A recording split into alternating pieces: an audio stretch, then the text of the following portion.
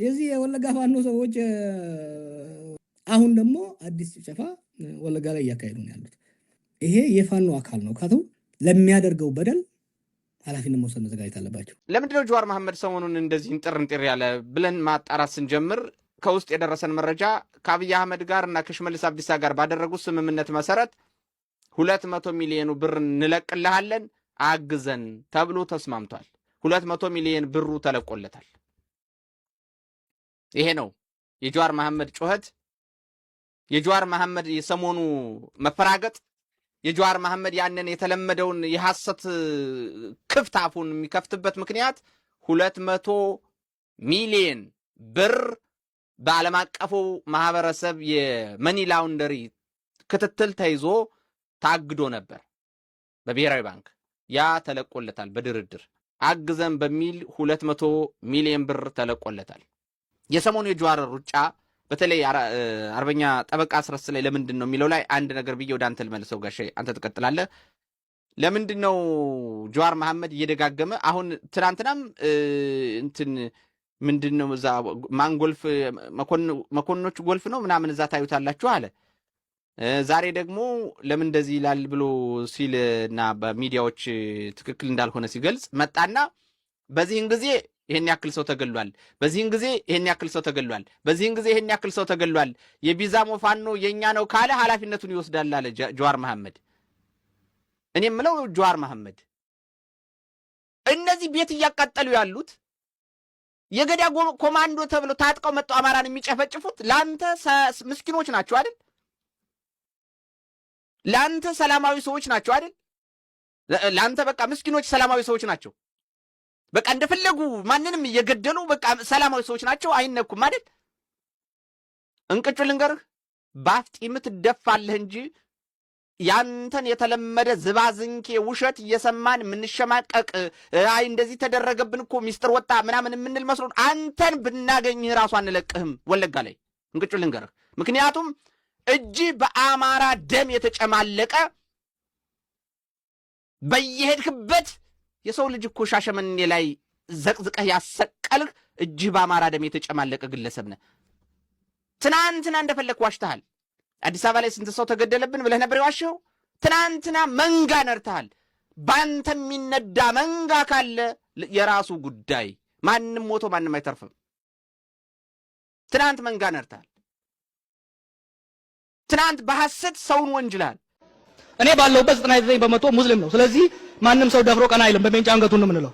ትናንት በአደባባይ በሜንጫ ነው የምንለው ብለሃል። አገዳደልህን ነግረህናል። ይቅርታ እንግዲህ አስቡት ጀዋር መሐመድ ንጹሃን ፋኖ ገደለ ወለጋ ላይ ምናምን ብሎ ሲናገር እንዴት እንደሚደብርበት አስቡት። ማለት ለሱ የማይሆን ንግግር ነው። ለምን ለሱ አይሆንም ከተባለ ከሱ ጋር አይሄድም። በቃ እሱ ስንት ሰውን ቀስቅሶ ስንቱን አስገድሎ ስንቱን አፋጅቶ ቀሩ ብሎ በዚህም በዛም ስንቱን አሰቅሎ ስንቱን አስፈጅቶ በሲዳማ የክልልነት ጥያቄ ውስጥ ገብቶ ስንትና ስንት ነገር ያደረገ ሰውዬ በተለያየ የኢትዮጵያ አካባቢ በአንድ አካባቢ ሳይሆን ያደረገ ሰውዬ ዛሬ ወለጋ ላይ አንድ ቦታ ላይ ነገር ሆነ ብሎ ሲናገር አያምርበትም። አንገቱን በሚንጫ ነው የምንለው ብሎ ሲናገር የነበረው ሰውዬ ማለት ነው። ዲስጋይ ከሱ ጋር ንጹሃን እንተናሉ ብሎ መናገር አያምርበትም። ለምን ያው የሆነ ጥቅም አግኝቶ ነው ይሄን የሚያወራው እንጂ ለህዝብ አዝኖ አይደለም። ለህዝብ ቢያዝን ኖሮ የውላ ቀውስ ባልፈጠረ ነበር በሰዓቱ ማለት ነው። እና በሱ አያምርም ይሄን ንግግር መናገር። በዛ ላይ ወለጋ ላይ ንጹሃን አማሮች ሲገደሉ የአንድ ሴት አንድ ህፃን ልጅ ማለት ነው ከዚህ በኋላ አማራኑንም አትግደሉኝ እያለች ያ ሁላ እስኪወጣ ድረስ በዚህ ልክ በዘረኝነት የተገደሉ ያሉ በሰዓቱ አንድ ነገር ትንፍሽ ሳይል በዛ ጉዳይ እንደውም የሚደግፍ እስከሚመስል ድረስ ምንም ያላለ ሰውዬ ዛሬ ወጥቶ እንዲህ መናገር ምን የሚሉት ነው የሚለው ራሱን የቻለ እይታ የሚያስፈልገው ነገር ነውና ጀዋር መሐመድ መታመን የማይችል ሰው ነው። በቃ 4 ነጥብ። ዛሬ አቋሙን ቀይሮ መጥቷል። ሌላ አይነት አካሄድ ይዞና በፍጹም ልናምነው የማንችለው ሰው ነው። አካሄዱም በጣም የተጣመመና የተዛባ ሰው ነው እና ብዙ ቅስቀሳዎች፣ ብዙ ጥፋቶች ሲያጠፋፋ የነበረ ሰው ነው። በወለጋ ላይ የሞቱት ብዙዎቹ የእስልምና እምነት ተከታዮች ነበሩ አማሮቹ እና ለሙስሊሞቹ ቆረቆራለሁ ምናምን ብሎ ራሱን ኦሮሞ እና ኢስላሚስት ናሽናሊስት አድርጎ ነበር ያቀረበው። ግን ኢን ሪያሊቲ ለማንም አይራራም። የራሱን ጥቅም ይዞ የሚንቀሳቀስ ሰው ነው እና ክፉ ሰው ነው እና በምንም በተአምር ሊታመን የማይችል ነው። ግን ስቲል ራሱን እንደሚታመን አድርጎ ፕሬዘንት አድርጓል። ያው ሜቢ የተለቀቀለት ገንዘብ ሊኖር ይችላል ሚዲያው እንዳለው እና ያ ሊሆን ይችላል በአንድ በኩል ከመሀል እሱ ያስኬዳል። ለምን በዚህ ልክ ሽፍት አድርጎ አስመሳይነቱን አያቆምም ነበር። ከመሀል እያስመሰለ ነበር። አሁን ግን ፊቱን ግልጥ አድርገው ውጣ ብለውት ይሆናል የለቀቁለት ሰዎች። ማን ያውቃል ከጀርባ ያለውን። ለማንኛውም ያ ነው እይታው። እናንተ ምን ታስባላችሁ በዚህ ጉዳይ? በኮሜንት አሳውቁን። አዲስ አበባን የሚነካ እኛ አሁንም ቢሆን ፈርተን አይደለም። አዲስ አበባ የሚነካብንን ማንንም ሆነ ማንን እንኳን ሀገር ውስጥ ያለውን አይደለም ጣሊያንን መልሰናል። አሁንም ቢሆን በዛ ሞራል ነው የምንቀጥለው።